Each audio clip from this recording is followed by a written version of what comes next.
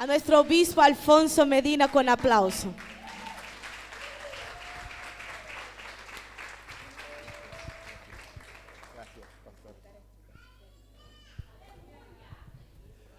Buenos días a todos. Gracias, pueden tomar asiento.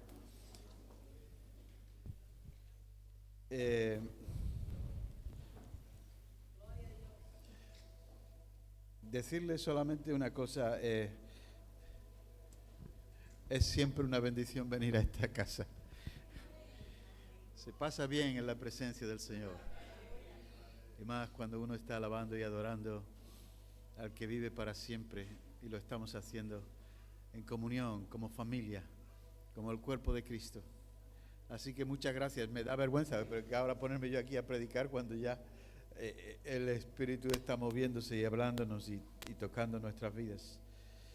Bueno, siempre me ha pasado, siempre que he venido a esta iglesia el Señor me quebranta, así que gracias por esa entrega y esa manera de servir. Estoy muy agradecido al pastor Alan y a la esposa de la pastora Tatiana por su manera de acogerme, por su manera de recibirme, por mostrar el amor a casi un extraño, pero que ha llegado a quererlos y amarlos por ese Espíritu de Dios. Así que ustedes son muy bendecidos. Dice la Escritura que el Señor da ministerios, da dones a la iglesia. Y los dones que Dios da a la iglesia son pastores, evangelistas, maestros, profetas y apóstoles. Pues ustedes son muy bendecidos. Tienen 2 pastores que están haciendo un trabajo especial. Yo he venido aquí para celebrar también la graduación, pero ahora es tiempo de meditar en la palabra y buscar algo más de Dios para nuestras vidas. Y lo que tengo que decirles es sencillamente una cosa, y es que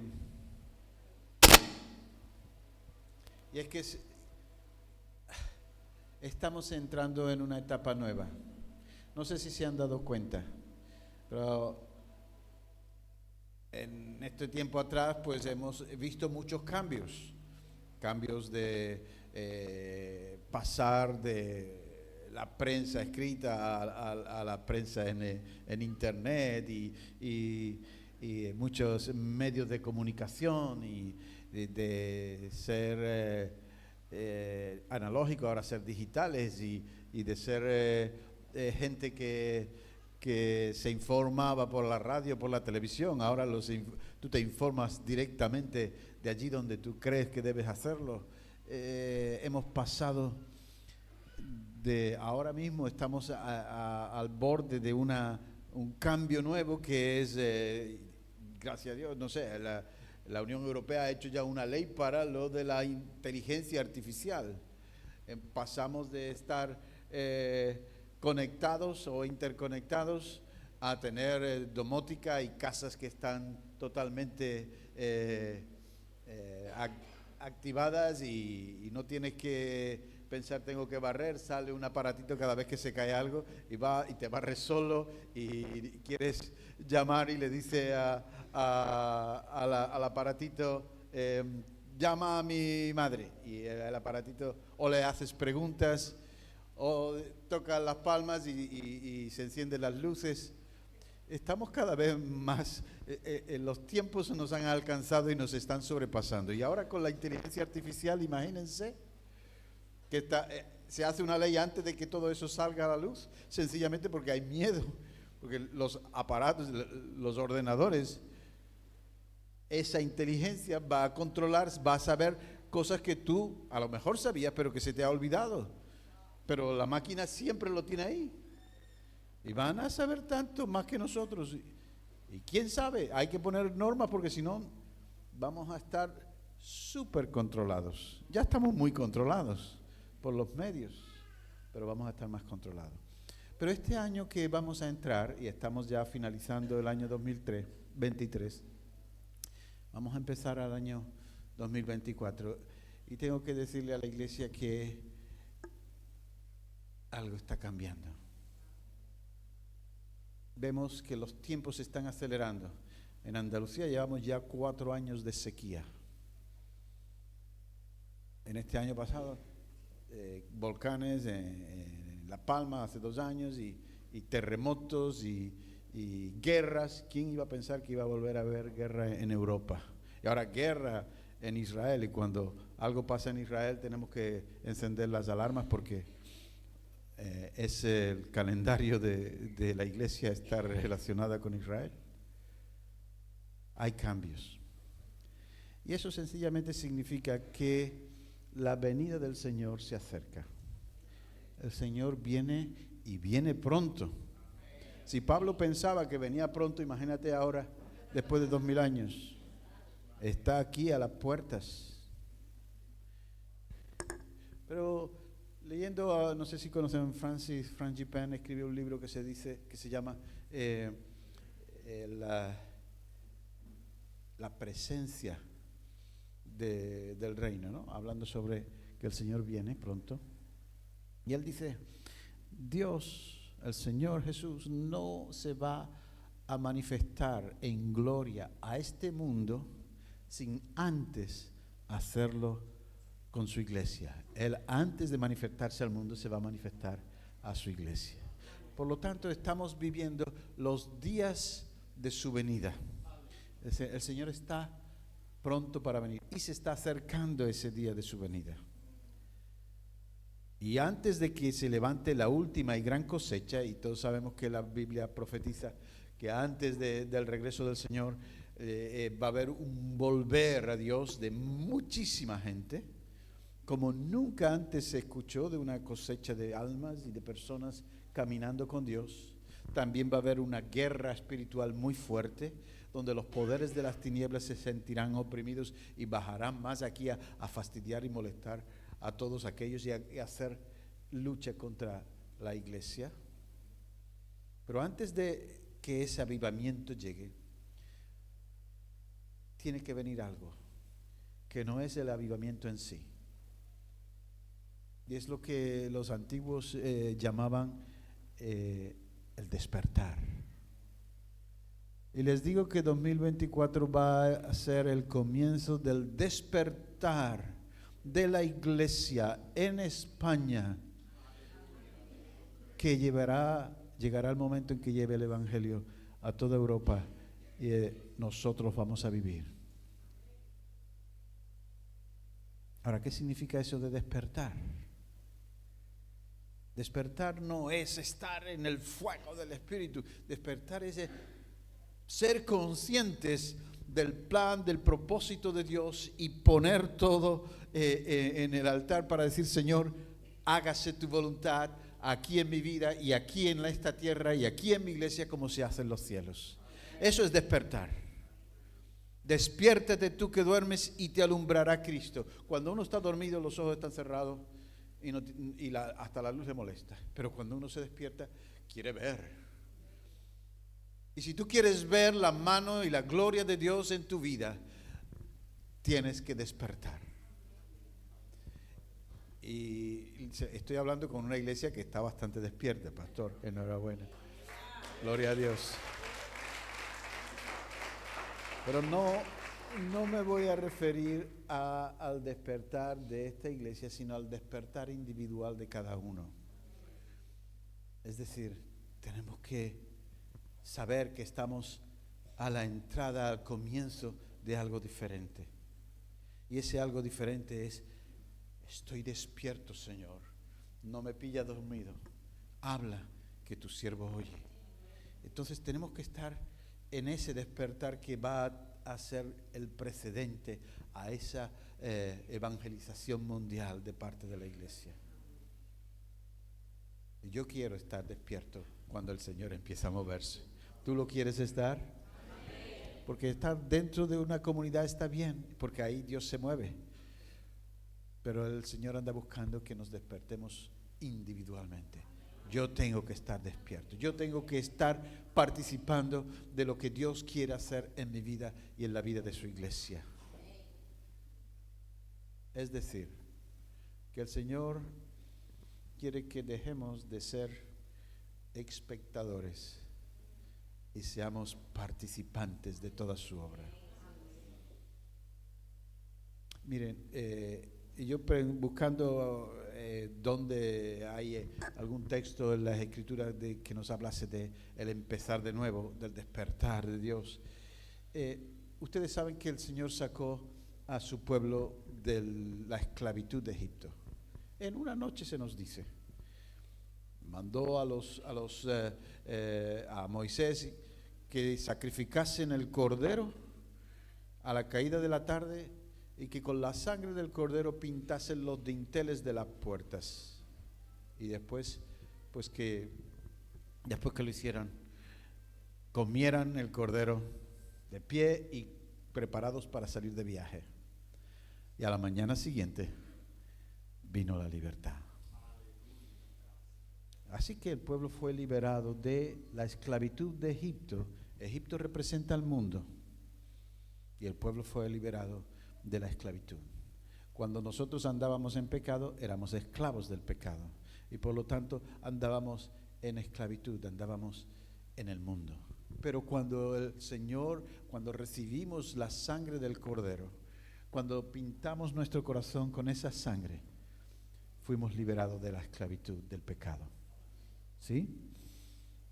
A mí me extrañaba por qué pidió Moisés que se pintaran los dinteles de la puerta y no las ventanas. También por la ventanita podía haber pasado algo. ¿Saben qué? Leyendo una revista de historia, descubrieron en la tierra de Gosén, haciendo excavaciones, de las casas de los esclavos, las chozas de los esclavos prácticamente. ¿Y saben que descubrieron? Que en las casas de los esclavos no ponía el letrerito como nosotros ponemos una plaquita en la puerta, ponía en el dintel de la puerta, entre los vanos, ponía grabado a mano en la madera: aquí viven los esclavos de fulano de tal, aquí viven los esclavos de el arquitecto de pirámides Ramsés, aquí vive los esclavos. Y cuando el Señor le dijo, vais a ser liberados, tenéis que coger la sangre del cordero y pintar eso. No hacía falta las ventanas, pero donde ponía quién era el amo, quién era el dueño. Cuando el Señor, a mí me sorprendió, digo, ahora entiendo por qué no hacía falta pintar las ventanas. Simplemente tachando el nombre del dueño, del amo de esa vida, porque con la sangre del cordero fueron liberados. Y eso es una bendición.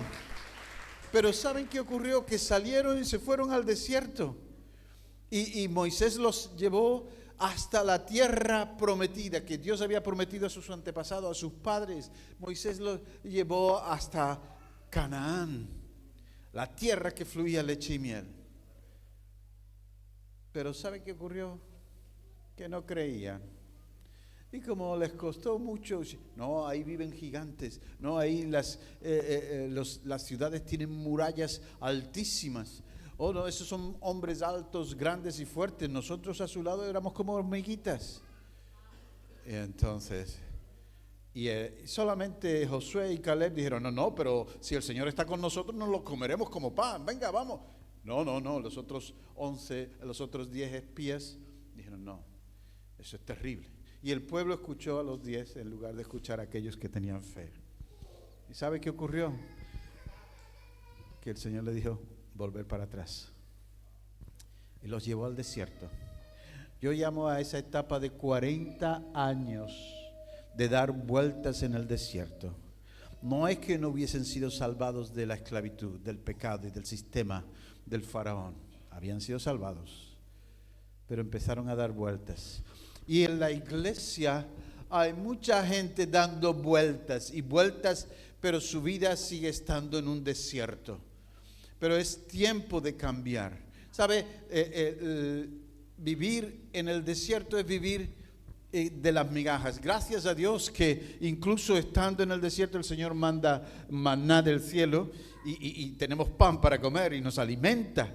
Y gracias al Señor que la roca fluía agua y tenían agua para beber y para darle a los ganados. Pero ¿Usted sabe lo aburrido que es estar en el desierto todo el tiempo? Y allí donde mira nada más que ves tierra seca y algunas poquitas ramas para que las cabras y las ovejas puedan comer. La vida espiritual empobrecida es la vida en el desierto. Y si has dado muchas vueltas y oras mucho y no ves nada, es porque tiene que haber una transformación en nosotros, un despertar. Despiértame, Señor, yo quiero ver tu gloria. Y ellos vieron la gloria de Dios en el desierto, pero ¿saben lo que hizo ese pueblo? Vivían todo el tiempo criticando a Moisés. Moisés esto, Moisés lo otro. Y Josué, que era su ayudante, pues también a criticarlo a él. Pero, ¿y por qué tú solo? Nosotros también hemos servido a Dios. ¿Y por qué Aarón? ¿Y por qué? Y todo eran porqués y críticas y críticas. Eran gente aburrida en el desierto y estaban siempre mirándose los unos a los otros. ¿Qué tenemos que hacer? Ver unos a otros y criticaban. En pocas palabras, la vida en el desierto es una vida que no lleva fruto. Que sí que somos sostenidos por la gracia de Dios. Sí, Dios les daba todos los días, menos el sábado, todos los días les daba pan. Y comía. Y algunos que quisieron amontonar se dieron cuenta de que si amontonaban más de la cuenta, se le podría. Y empezaba a echar gusanos. Por lo tanto, el Señor dice ahora a la iglesia en España y a esta iglesia también y a cada uno de nosotros individualmente: despierta, despierta ya. Hubo toda esa generación que se negó a confiar en las promesas de Dios, murieron en el desierto. Pero se levantó otra generación que había nacido allí en el desierto y ellos habían estado escuchando las historias. Dios le prometió a Abraham, a Isaac y a Jacob que les iba a dar una tierra que fluía leche y miel, donde cada uno se podría sentar debajo de su higuera al calor del verano y tener sombra, donde no tendría que sacar el agua dándole a los pedales para recuperar el agua del río del Nilo, sino que es una tierra que fluye con arroyos, con fuentes, con manantiales, con río que le cruza. Esa es la tierra de bendición que Dios prometió a nuestros antepasados. Es la tierra donde se cumplen las promesas de Dios. Andar en la carne es vivir en el desierto. Andar en la tierra, en las promesas de Dios, es vivir en el poder del Espíritu. Y el Señor quiere, mira, tienes que empezar a vivir en aquello que yo te he prometido. Pero claro, las promesas se toman por fe. Y si no crees, pues te pareces a los que están en el desierto. Pero si empiezas a decir: yo sé que lo sé porque lo sé. ¿Qué sabes? Que yo sé que Dios es Dios para siempre y que Dios cumple sus promesas, y si no las he visto en mi vida, las veré porque estoy dispuesto a obedecer y a seguirle. Y si el Señor te dice: bájate de la barca, que estás muy segurito ahí en la barca, y tú dices: Señor, voy. Y Pedro anduvo sobre el mar. Todo el mundo criticamos que se hundió. Oye, pero lo más interesante no es que se hundió. Lo más interesante es que estuvo andando y se acercó al Señor, y cuando se hundió fue porque miró al viento y a la mar en lugar de seguir poniendo sus ojos en Jesús. Y entonces el Señor le cogió la mano y dice: ¿por qué? ¿Por qué has dudado, Pedro? Anda, vamos para la barca. Y mira, cada uno de nosotros tenemos que, el Señor está diciéndonos una cosa: si quieres despertar, tienes que atreverte a ser valiente y decir: creo. Si no quieres arriesgar nada, quédate en el desierto. Pero si estás dispuesto a arriesgar tu fe, algunas veces fallará y el Señor te dirá: ay, hombre de poca fe. Pero otras veces verás la gloria de Dios. Y una cosa estarás seguro: yo no estoy dormido, estoy despierto y veo su gloria.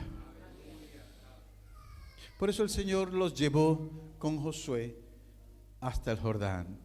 Y en el capítulo 1 de Josué, 10 veces se nos menciona Moisés ya ha muerto.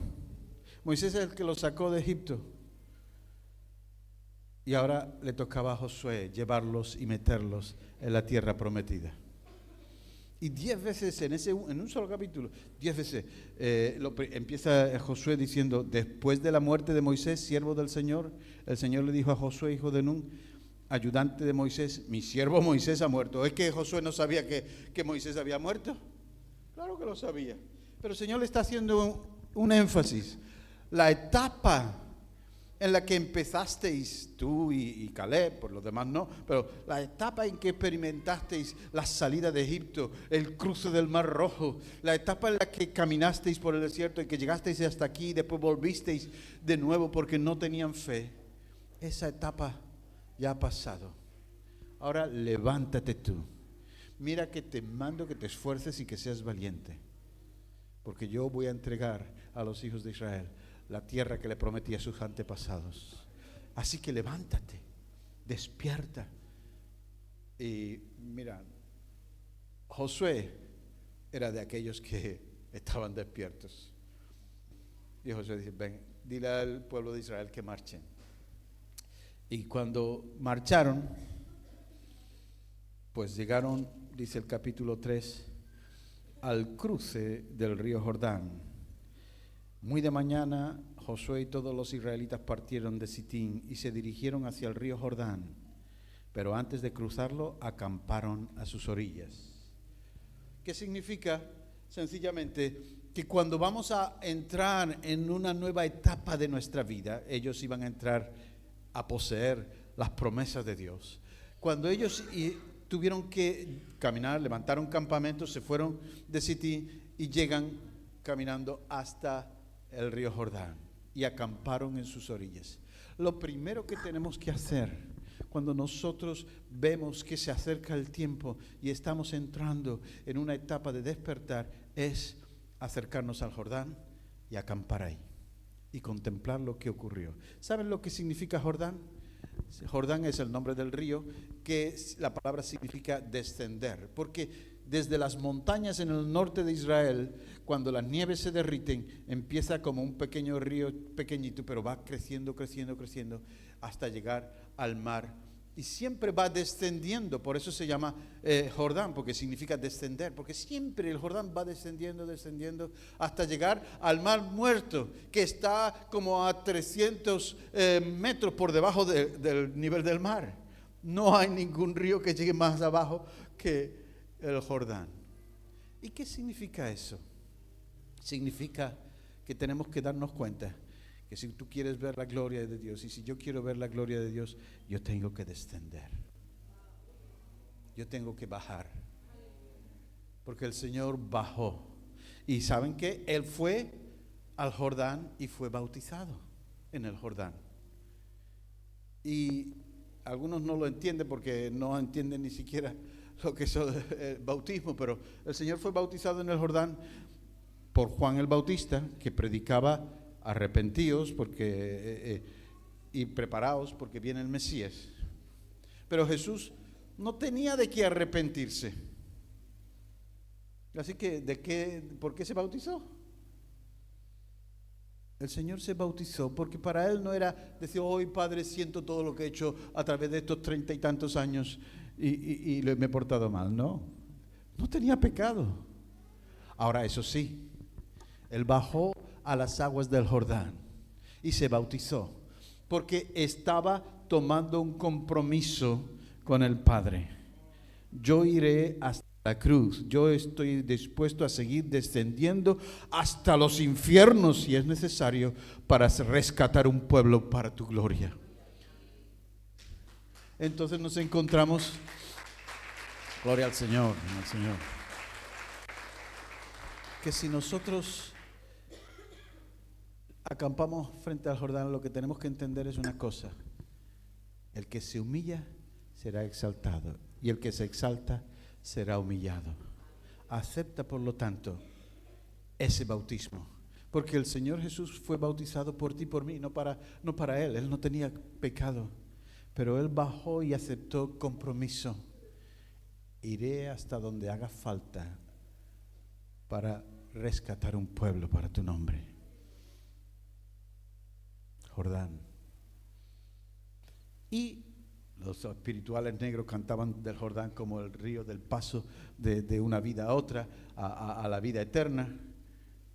Nosotros tenemos que entender que cruzar el Jordán es un paso, no ya de salir de la esclavitud de Egipto, porque el Señor ya les hizo cruzar el Mar Rojo y todos fuimos bautizados en el Mar Rojo, pero en el bautismo de Cristo nos habla el Señor de un paso de cambio, de vivir de las migajas, de vivir en el desierto, a vivir en la presencia de Dios, en las promesas de Dios. Y el Señor está diciendo, tienes que despertar porque yo voy a cumplir mis promesas y tú tienes que estar dispuestos a recibirla. Tienes que estar dispuesto a arriesgarte, a dar pasos de fe. Y si en este año no das pasos de fe, no creces. Y si no creces, estás estancado, porque no es suficiente quedarnos al lado de la orilla. En esa época era la época de verano, y dice la escritura, no, era primavera, y el río se desbordaba por los dos lados. Aparte del cauce amplio que había, dicen los estudios que se desbordaba como 1 kilómetro por un lado y como otro kilómetro por la otra orilla. O sea que era algo bastante amplio ese río en esos momentos. Y saben, lo que ocurre es que aquella gente que habían estado cuidando del agua para beber y para que el ganado lo alimentara, ahora de repente se dan cuenta que pueden ir y pasear por la orilla donde se desbordaba el río y mojarse los pies y sentirse fresquitos. Y se dan cuenta que podían disfrutar de lo que Dios tenía para ellos. Abundancia de agua. ¿Y quién es el agua? El que tenga sed, venga a mí y beba, dice el Señor.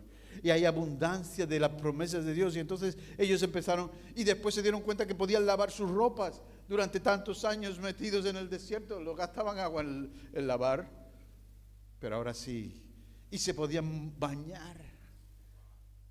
Nunca se habían bañado. Eran mayores, el más mayor era de 40 años, así que nunca habían sabido lo que era sumergirse en las aguas. El Señor le dijo a Ezequiel, vete al río adentro. Y se metió hasta los tobillos y después hasta las rodillas. Y sigue el Señor. Y después hasta la cintura. Ya llevaba como 1,5 kilómetros. Cuando le llega el agua hasta la cintura. Pero cuando le dice el Señor, sigue adentro del río, ya empezó por el pecho y ya se empezó a preocupar. Sí. Y cuando estaba a 2 kilómetros de la orilla, entonces el Señor le dice, sigue. Sí, pero ya no puedo, porque me lleva la corriente. Era tan fuerte. Y entonces el Espíritu le hizo volver a la orilla. El río de Dios está esperando que nosotros lo crucemos y que nos atrevamos no solamente a mojarnos los pies, sino a dejar que las aguas lleguen a nuestras rodillas y a nuestra cintura y hasta el pecho, y decirle, Espíritu de Dios, si tú quieres llevarme con tu río, llévame, pero yo quiero despertar y quiero ver tu gloria. Y cuando eso empieza en nuestra vida, ya no hay quien te pare. Las cosas viejas pasaron. Ahora el Señor está haciendo cosas nuevas, y lo que Él está haciendo nuevo es para ti, para que puedas poseer las promesas de Dios, porque dice el apóstol Pablo, en Cristo Jesús todas las promesas de Dios son sí y amén. Y nosotros cuando lo creemos y cuando tomamos el paso de arriesgarnos, se cumplen en nosotros las promesas de Dios.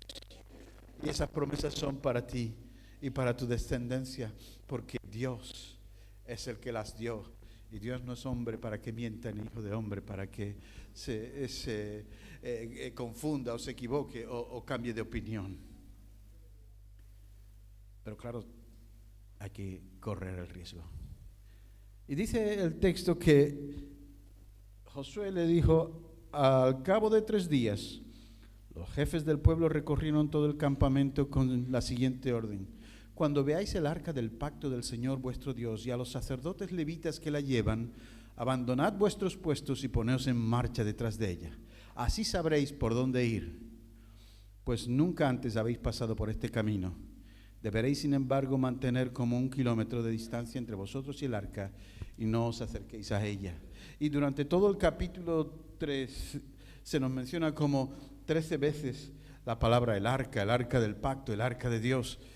Y esto es importantísimo.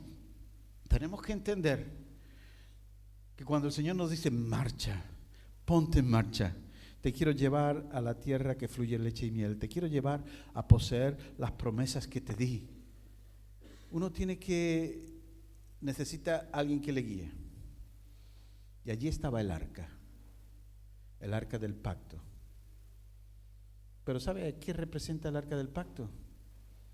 A Jesús. Es decir, ellos hablaban, el arca del pacto era la presencia de Dios entre ellos. Y nuestro Dios está entre nosotros. El arca representaba la presencia de Dios en medio de su pueblo. Pero ¿sabe lo que dice el ángel cuando le dice? Y llamará su nombre Jesús, porque salvará a su pueblo de sus pecados, y su nombre será Emmanuel, Dios con nosotros. Pues el arca representaba a Emmanuel, el Dios que está con nosotros. El capítulo 9 de Hebreos cuenta lo que era el arca. El arca era una caja, un cajón de madera de acacia. ¿Y qué tiene de especial la acacia? Bueno, no tiene nada de especial. Era el único arbusto que crecía en el desierto, está lleno de nudos y había que pulirla muchísimo para poder tener unos tablones. Hicieron una caja de madera, un cajón. Pero esa caja de madera de acacia la forraron de oro. Dice Hebreos 9 que forrada de oro y una tapa que se llamaba el propiciatorio, donde había 2 ángeles de oro macizo tocándose las alas, y en medio de entre los 2 ángeles mirándose, allí era donde el sumo sacerdote derramaba la sangre del sacrificio por el pueblo, y la gloria de Dios descendía en ese lugar al ver la sangre. Bueno, dentro del arca que estaba cubierta con el propiciatorio, pues había metido allí un cuenco con maná del que mandaba el Señor todos los días, las tablas de Moisés que volvió a escribir de nuevo, las tablas de Moisés y la vara de Aarón que reverdeció. Las tablas de la ley sabemos qué es, el maná sabemos lo que es, y la vara de Aarón era el palo de autoridad, de los que los hombres llevaban siempre su palito para separar las piedras por si salía una serpiente, por si salía algún escorpión en mitad del desierto. Y cuando dijeron, ¿por qué vas a nombrar a tu hermano como sumo sacerdote? Pues Moisés dijo, traed vosotros, los príncipes de la iglesia, del pueblo, traed vuestra vara y la ponemos delante de Dios. Y si Dios hace algo, pues de aquel que sea la vara, pues de él será. Así que todo el mundo le puso su nombre a la varita, 12 varas delante del Señor. Al día siguiente, ¿saben qué pasó? Descubrieron que la vara de Aarón había echado brotes, había echado hojas, había echado flores y había producido almendras, una vara muerta y seca. De repente había florecido, había vuelto a la vida para mostrar la voluntad de Dios. Y esa vara representa a Jesús, que estuvo muerto, pero volvió a la vida. Ese maná representa a Jesús, que es el pan de vida. Esas tablas de la ley es Jesús, que cumplió la palabra de Dios en su corazón. Algunos dirían, no lo cumplió, bueno, porque sanaba enfermos en el día sábado, pero el Señor le dijo, es que, oye, entiende una cosa, que Dios no creó al hombre para el sábado, sino el sábado para el hombre. Así que Él cumplió en el espíritu la ley, aunque quizás la letra no la cumplió toda, pero en el espíritu la cumplió completamente. Y el arca representaba a Jesús. Es más, si recuerdan, cuando el Señor resucitó, había un ángel a la cabecera y un ángel a los pies de donde había sido puesto Jesús, y estaban mirando y contemplando y asombrándose de que ya no está, porque había resucitado. Eso nos habla de los 2 querubines que miraban al lugar donde se ponía la sangre, porque allí se manifestaba la gloria de Dios. Y cuando nosotros aceptamos la muerte del egoísmo, del yo, la gloria de Dios se manifiesta, porque Pablo decía, ya no vivo yo, vive Cristo en mí, y lo que ahora vivo, lo vivo en la fe del Hijo de Dios, el cual me amó y se entregó por mí. Por lo tanto, el despertar significa, no vuelvo a vivir como me da la gana, vivo conforme a lo que Dios quiere para mí, buscando el proyecto de Dios y cumpliéndolo en mi vida.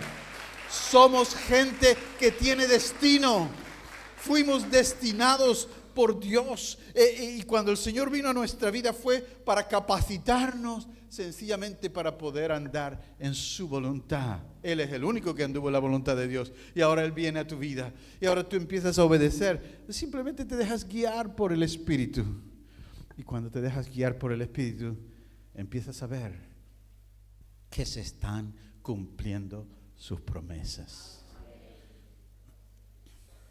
Y el Señor está diciendo, yo quiero que mi iglesia despierte. Dijo a la iglesia de la Odisea, ojalá fuera frío o caliente, porque a los tibios los voy a vomitar de mi boca. Y el Señor está diciendo, sigue al arca, sigue el ejemplo de Jesús, atrévete a cruzar el Jordán, que significa la muerte. Identifícate con Cristo en su muerte y en su resurrección. Pablo en Romanos 6 nos dice que fuimos bautizados en la muerte de Cristo.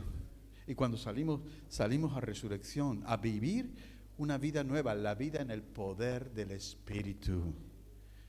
Y Dios quiere que nos despertemos. Miren, perdón, Señor. Les voy a decir una cosa. Esta iglesia está llamada a ser ejemplo. Esta iglesia va a ser una iglesia donde no vendrá nadie para que el pastor o la pastora oren por ellos, sino que con la gente que está a su alrededor, cada vez que alguien tenga una enfermedad, el pastor va a decir, los que estáis alrededor, y ponerle las manos, y van a ver cómo Dios sana en medio de su pueblo. Claro que necesitamos pastores y líderes, pero somos el pueblo de Dios, y Dios quiere que la iglesia entera esté despierta y avivada para cumplir sus propósitos. Ahí es donde el Señor va a traer bendición y vida eterna.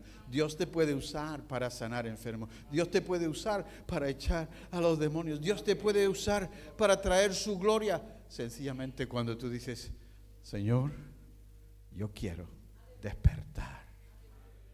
Estoy dispuesto a cruzar el Jordán. Estoy dispuesto a humillarme más, pero quiero ver tu gloria. Y cuando cruzaron al otro lado, el Señor dice que el río se desbordaba por las dos orillas. Y el Señor pues le dijo, estar a como 1 kilómetro. El propósito era mantener una distancia con el arca para que todo el pueblo lo pudiera ver. Eran 1,5 millones, casi 2 millones de personas. Era un campamento inmenso.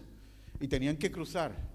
Y de repente, cuando los sacerdotes que cargaban el arca del pacto, de la presencia de Dios, mojaron los pies y se mojaron, entraron en el río, en la orilla, porque estaba desbordado el río, de repente el río se paró de fluir allá a la zona donde está la ciudad de Adán. Si usted va a Israel va a comprobar que esa es una distancia como de 25 kilómetros. Porque hacía falta que toda una nación cruzara y cruzara rápido. Y pasaron varias horas para cruzarla. Pero todos cruzaron al otro lado. Y vieron como Dios había secado o detenido las aguas del Jordán para que pasaran en seco. Nosotros cuando nos identificamos con Cristo en su muerte, también podemos identificarnos con Él en su resurrección. Y eso significa que pasamos de vivir dando vueltas en el desierto, pasamos a vivir en la tierra que Dios nos prometió, las bendiciones de Dios para nosotros. Y cuando eso ocurre, llegaron al otro lado. Levantó un monumento, no vamos a entrar en todos los detalles, es muy bonito si estudian el libro de Josué. Pero no solamente levantó un monumento de piedras que sacaron del río, también puso un monumento en mitad del río. Y cuando mandaron salir del río los sacerdotes con el arca, en ese momento, al estar en tierra seca, el río volvió a fluir y a desbordarse por todas partes. Y ahora Dios le ha hecho una trampa, porque enfrente tenían los llanos de Jericó y al fondo la ciudad de Jericó con murallas altísimas y muy poderosas. Y ellos estaban allí y por detrás el río. O sea, si vienen y nos atacan, no podemos hacer nada, porque no tenemos escape, el río está cerrado ya, otra vez están volviendo a correr las aguas. Dios los puso en una encrucijada. Cuando tú detrás tienes imposible volver y delante tienes al enemigo, ¿qué pasa? Pues el Señor dice, ahí te quiero ver. Quiero que empieces a creer y a dar pasos de fe. Y quiero que empieces a ver. Lo que ocurrió fue que Josué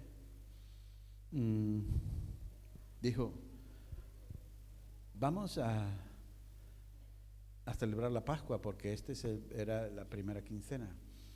Y celebraron la Pascua. Y eso confundió a los que estaban en la ciudad de Jericó de una manera increíble. Porque imagínate tú, ves enfrente un campamento de miles y miles y miles de personas que podemos atacar en cualquier momento, aunque tenían miedo y por eso estaban encerrados en las murallas, detrás de las murallas. Pero imagínate la guardia cuando subían a los muros y ven por la noche todas las hogueras y escuchan a lo lejos música. ¿Pero qué está pasando? Esta gente no están preparándose para la guerra, están disfrutando y huelen, y el viento sopla y les llega hasta ellos el olor de la carne asada porque están comiendo su cordero y están celebrando la Pascua, están recordando que el Señor los liberó de Egipto, están recordando que cruzaron el Mar Rojo, están recordando que el Señor ha abierto el Jordán para ellos cruzar otra vez. Y están celebrando el día de la liberación, que el Señor los sacó de Egipto. Nosotros tenemos una Pascua nueva que celebrar y nuestra Pascua es Cristo. Tenemos que darnos cuenta que podemos estar enfrente del enemigo y cantando, danzando y comiendo carne asada y disfrutando, porque el enemigo tiene miedo, porque sabe que somos los que han cruzado el río, los que están enfrente de...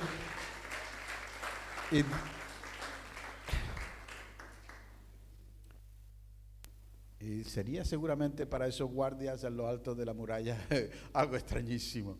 En vez de estar preparándose para la guerra, están celebrando una fiesta. Y ellos celebraron la Pascua y comieron. Y esa fiesta también recogieron de los frutos de la tierra que ya empezaron a probar. Dios les dio a probar un poquito.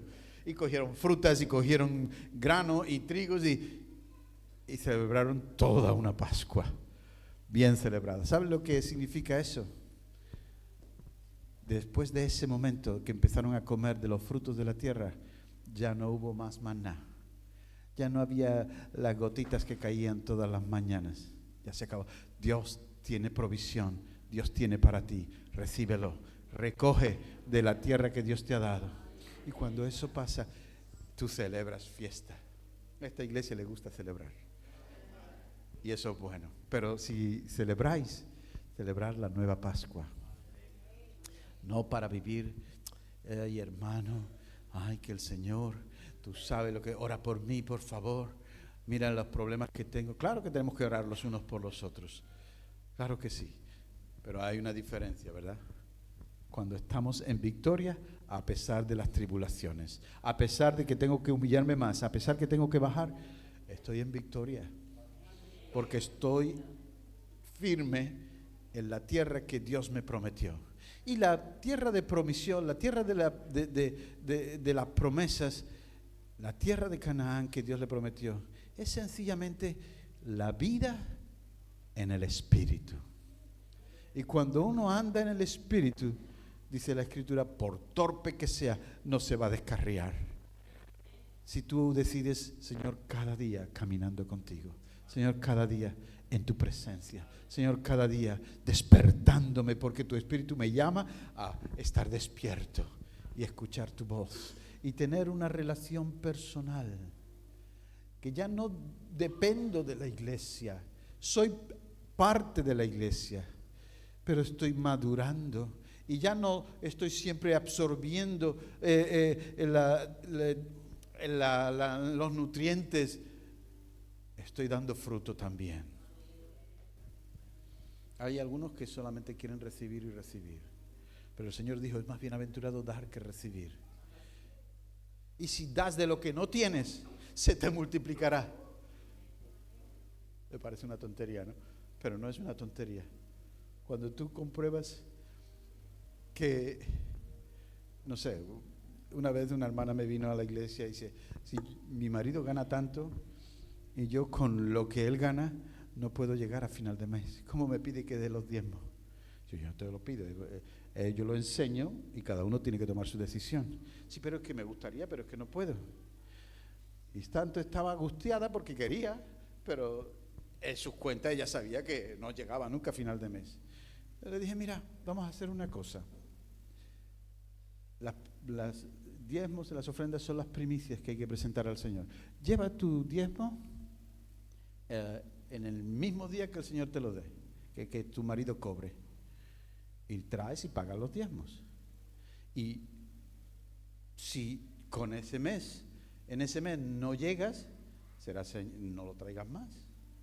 Pero si llega con ese mes, con menos, ¿cuándo lo menos es más? Cuando lo menos tiene la bendición de Dios es más que lo mucho sin la bendición de Dios. Así que yo le dije, arriésgate, porque la Escritura dice, pruébame en esto, si no abro las ventanas de los cielos y mando bendiciones hasta que sobreabunden. Y ella probó. Y el mes siguiente vino, no lo entiendo, no sé qué me ha pasado. ¿Qué te ocurre? No sabía ni lo que estaba contando.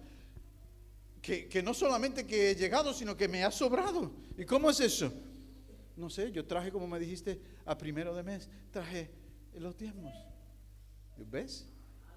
Porque menos es más cuando ese menos tiene la bendición de Dios. El Señor le dijo, si me robáis, no lo vaya a recibir bien. Pero cuando uno dice, sí, Señor, voy a correr el riesgo de confiar en tu palabra. Y si tu palabra dice, tráelo y ya déjame que yo abra las ventanas. Y lo hacemos, entonces vemos que Dios cumple sus promesas. Desde entonces nunca dejó de diezmar, aparte de ofrendar, porque había comprobado que Dios cumple lo que promete. En Malaquías lo tienes y lo puedes leer y descubrir. Pero cuando el pueblo había celebrado la fiesta, habían empezado a probar y a degustar de los frutos de la tierra, se encontraron con otra historia. Ahora Dios habla a Josué y le dice, oye, ya tenemos que terminar, ¿no? Le dice, oye, tengo un encargo para ti, Josué. Hazte cuchillos de pedernal y circuncida a todos los hombres. ¿Cómo? Que los circuncides, porque desde que salieron, los que salieron de Egipto estaban circuncidados, pero todos murieron en el desierto, y ahora dice, tienen que circuncidarlo porque no se había circuncidado a nadie en el desierto. ¿Y qué significa la circuncisión? Moisés lo dice en el Deuteronomio. La circuncisión no solamente es la marca de Dios en un pueblo, porque dice, no es judío, dice Pablo, el que lo es en la carne, sino el que verdaderamente lo es en el espíritu. Y la circuncisión representa que quitamos de nuestro corazón la carnalidad, y quitamos de nuestro corazón los anhelos y deseos de la carne. Recuerdan que en el desierto todos decían, ay, pero en Egipto había ajitos y cebollas y comíamos muy bien. Sí, y aquí este pan es liviano. Cuidado, le pidieron carne al Señor y les salió por las orejas la carne. O sea que cuidado, no tentemos al Señor. Pero ¿saben qué? Que el Señor, pues Josué obedeció. Y el Señor está diciendo, si quieres vencer las batallas que vas a enfrentar, tienes que circuncidar tu corazón de nuevo. Quita del corazón esos anhelos de la vida vieja, porque nos gusta la vida antigua. Bueno, no, el pecado no, pero un poquito de diversión al estilo del mundo. Pero yo te he llamado a ti para otras cosas. Te he llamado para que seas luz y seas sal. te he llamado para que brilles. Entonces, arranca el mundo de tu corazón. ¿Sabe qué ocurrió? Que todos los hombres estaban debilitados. Si hubieran atacado los de la muralla, hubieran salido, los hubieran machacado, porque iban todos que no podían ni andar. O no es lo mismo cuando circuncidan a un niño chico que cuando circuncidan a un hombre. Iban la mayoría de los hombres, durante más de una semana estarían todos andando de aquella manera que no me roce mucho la ropa, porque me han cortado la piel del prepucio. Aquel lugar se llamó Gilgal, porque allí hizo rodar los prepucios de todos, los secó y los tiró allí. Una nación entera circuncidada. ¿Y qué significa eso? Que el Señor hizo rodar. Y aquel fue el campamento base de Josué para todas las 3 campañas que tuvo que hacer y los 30 y tantos ejércitos que tuvo que enfrentar. Y él cada vez que volvíamos a Gilgal. ¿Por qué? Porque allí Dios los restauró. Arrancó el mundo y ellos tenían claro, tenemos que enfrentar al enemigo y vamos a vencer, porque mayor es el que está con nosotros que el que está en el mundo. Vamos a vencer, porque Dios ha dicho, yo estoy con vosotros todos los días hasta el fin de los tiempos. Vamos a enfrentar al enemigo, porque Él ha dicho, te daré todo lugar que pisare la planta de vuestro pie. Vamos a cruzar el Jordán y vamos a circuncidar el corazón, vamos a celebrar la Pascua y a celebrar que nosotros somos en Cristo más que vencedores por medio de aquel que nos amó.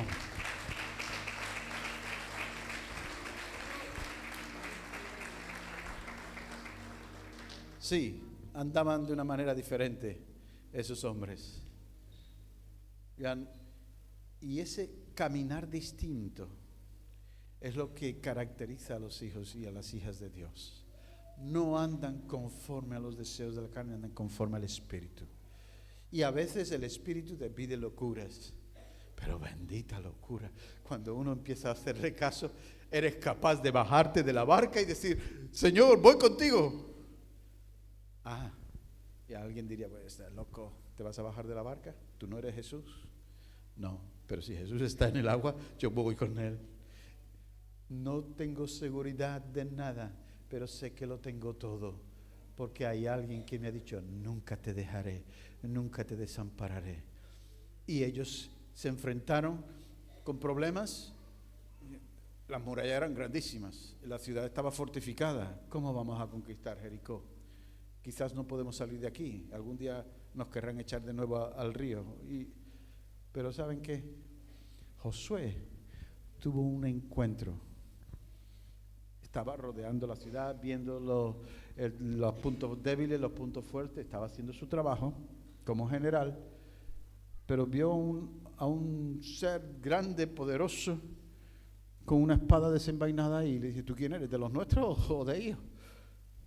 Y dice, no, ni de los vuestros ni de ellos. Yo he venido aquí como general del ejército de Dios viviente. Había un ejército espiritual que estaba combatiendo junto con Israel en lo terrenal. Y cuando hemos cantado que hay ángeles que nos rodean y que están ahí, están pendientes para colaborar y ayudar en tu vida. Y entonces, ¿y qué me mandas que haga? ¿Sabe lo que le dijo aquel ángel, que era una teofanía, es el Cristo preencarnado? Le dice, mira, lo que quiero que haga es, quítate los zapatos, porque la tierra que estás pisando es tierra santa.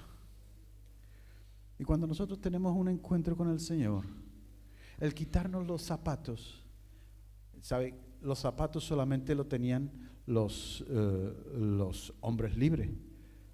Los esclavos iban descalzos, pero hasta el siglo XVIII, porque se va a gastar el dueño en darle zapatos a un esclavo. Anda con los pies descalzos. Pero cuando Dios le dice quítate las sandalias a Moisés, y cuando le dice quítate los zapatos a Josué, está diciendo tu posición no es solamente de rodillas, sino la de siervo. Cuando uno se quita los zapatos, ya no mando yo, manda Él. Se quitó los zapatos y Dios le habló. Y le dijo, yo te doy la estrategia para conquistar Jericó. Y saben, por desgracia, no era una estrategia que los demás generales de Josué les gustara mucho. ¿Qué dice? Que empecemos a dar vueltas y además con el arca para que nos lo salgan y nos lo roben, ¿no? Y además en silencio. Pero salieron y obedecieron y dieron una vuelta. Y al segundo día salieron y obedecieron y dieron otra vuelta. Y al tercer día salieron, obedecieron y dieron otra vuelta. Cuarto día otra vez. Y ni una palabra, había que ir en silencio. Pero estaban pisando lo que Dios le había prometido. Y Dios le había dicho, te daré todo lugar que pisare la planta de tu pie. A algo Dios tiene que hacer porque las murallas siguen siendo grandes. Desde las murallas se burlan de nosotros. Pero no contestéis, no respondáis, silencio. Y otra vuelta más, y otra vuelta más, y otra vuelta más. Y el séptimo día, no vais a dar una vuelta, vais a dar 7 vueltas. Y entonces sonarán las trompetas, sonarán los shofar. Entonces, cada uno de frente con la espada hacia adelante, porque yo voy a quitar las murallas. Y fueron callados, dieron 7 vueltas, y en la última empezaron a sonar las trompetas. Yo no sé si fue el sonido de las trompetas, pero estando en Jericó, donde están los restos, me acuerdo que el profesor nos sorprendió. Yo era un estudiante en aquella época. Y dice, ¿veis las murallas? Se están excavando las murallas en el montículo de lo que fue el monte de la ciudad de Jericó. Y resulta que no cayeron las murallas. No se tumbaron. Es decir, las murallas están como si una fuerza desde arriba empujase a las murallas y las fue enterrando hasta el suelo. Es que los ángeles estaban trabajando y cada uno tiró para adelante y conquistaron Jericó. Y de ahí en adelante empezaron a conquistar y a conquistar y a conquistar. Despierta. Dios tiene mucho para ti. Despierta. Tienes que andar en el poder del Espíritu. Despierta. Este año es año de cambio, es año de transformación, es año en el que vamos a ver la gloria de Dios. Cuando eso ocurra, pues, por favor, llámenme, yo quiero estar con vosotros en esos días. Pero va a ser hermoso, porque ya nadie dirá, como la primera iglesia, nadie dirá, esto es mío, esto es de él, no, este es mi ministerio, este es el de él. No, que todos tenían todo en común y Dios era glorificado. Y mucha gente se iba añadiendo cada día, los que habían de ser salvos. Y la iglesia creció y se estableció, no solamente en Jerusalén, en Judea, en Samaria y hasta lo último del Imperio Romano. Al Señor le sea la gloria. Yo les he compartido lo que siento. Creo que viene un tiempo diferente. El despertar de la iglesia en unidad, junto con otros que también aman al Señor. El despertar de la iglesia en unidad para poder traer el avivamiento que transformará este país y transformará toda Europa. A Él sea la gloria. El Señor les bendiga. Gracias por su atención. Pastor.